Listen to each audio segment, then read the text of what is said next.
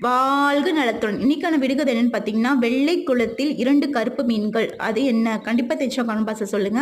இன்னைக்கு வந்து நான் வந்து இன்னைக்கு ஃபுல்லாவே ஃபாஸ்டிங் தாங்க இருந்தேன். எனக்கு வந்து பெருசா எதுவும் பசிக்கவும் இல்ல, ஒண்ணும் பண்ணவும் இல்ல. ஸோ தண்ணி மட்டும் குடிச்சிட்டு ஃபாஸ்டிங் தாங்க இருந்தேன்.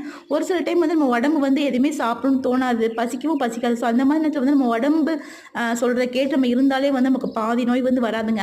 நம்ம என்ன பண்ணுவோம், ஐயோ! நம்ம டயத்துக்கு சாப்பிடணும் அப்படின்னு இது பண்ணாம, நம்ம உடம்பு வந்து பசிச்சுது அப்படின்னா வந்து அப்ப சாப்பாடு சாப்பிடலாம். இல்ல பசிக்கல, பெருசா ஒண்ணும் எதுவுமே தேவைப்படல அப்படின்னா, தண்ணி மட்டும் குடிச்சிட்டு கூட இருக்கலாங்க. அந்த காலத்துலலாம் பார்த்தீங்கன்னா, அமாவாசை, கார்த்திகை, அதுக்கப்புறம் சஷ்டி அதுக்கெல்லாம் விரதம் இருப்பாங்க. அதெல்லாம் யோசித்து பார்த்தீங்கன்னா, கண்டிப்பா வந்து வாரத்துல 1 நாள் இல்லன்னா 2 நாள் வந்து கண்டிப்பா விரதம் இருக்கிற மாரி தாங்க வரும்.